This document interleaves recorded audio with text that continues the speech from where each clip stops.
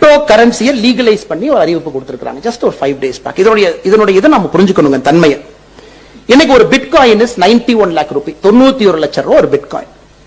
இன்னும் எவ்வளவு பிட்காயின் நம்ம மைன் பண்ண முடியும்? இன்னும் 11 லட்சம் பிட்காயின் மைன் பண்றதுக்கு இருக்கு. ஏன்னா பிட்காயின் நீங்க எவ்வளவு மைன் பண்ண முடியாதுங்க, அவ்வளவுதான் மைன் பண்ண முடியும். இட் இஸ் பேசிக்கலி அதனுடைய ஒரு கிரிப்டோ ப்ராப்ளத்தை நீங்க சால்வ் பண்ணணும். It is contained to a certain extent. இன்னும் 11 லட்சம் மைன் பண்ணலாம்.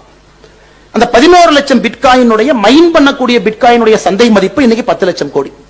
இன்னைக்கு பாகிஸ்தான் என்ன பண்றான்? ஓகே, நம்ம கிட்ட பணம் இல்ல, இந்த நாட்டுல சம்பளம் கொடுக்கறதுக்கே பணம் இல்ல. இன்டர்நேஷனல் மானிட்டரி ஃபண்ட்ல 29வது தடையா கடன் வாங்கிட்டு வந்திருக்காங்க. அதுவும் சண்டை நடக்கும் பொழுதுதான் போய் பணம் வாங்கிட்டு வந்தாங்க.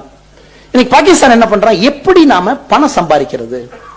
இப்ப ஆப்கானிஸ்தான் என்ன பண்ணாங்கன்னா, நம்மளால பணம் சம்பாதிக்க முடியல, ஹெரோயின் வைக்கலாம் அப்படின்னு சொல்லிட்டு கஞ்சா வித்தாங்க. கொஞ்ச நாள் பாத்தீங்கன்னா அது தாலிபான் வந்து ஒரு டிபார்ட்மெண்டே வச்சிருந்தாங்க ஹெரோயின் சேலுக்கு.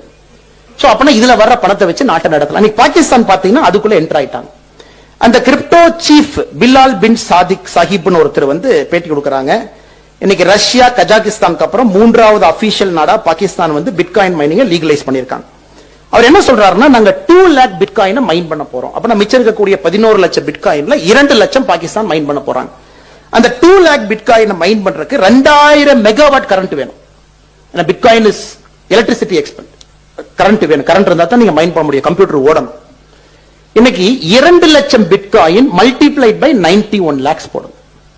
ஏன்னா இன்னைக்கு பல இடத்துல நம்ம பார்க்கிறோம், குறிப்பாக நம்முடைய ஃபெடரல் ஃபைனான்சியல் இன்டெலிஜென்ஸ் யூனிட் இந்த பிட்காயினை இப்பவே பாகிஸ்தான் வந்து terrorist financing, fuelling sexist activity, cyber crime, narcotics, அப்பனா பாகிஸ்தான் வார்ஃபேர் அடுத்த லெவலுக்கு கொண்டு போறோம். ஓகே, நான் பிட்காயின் மைனிங் லீகலைஸ் பண்ண போறேன், 2 லட்சம் பிட்காயின் நான் லீகலைஸ் பண்ண போறேன். நான் அதன் மூலமாக எதை வேண்டுமானாலும் செய்ய. It's a rogue nation.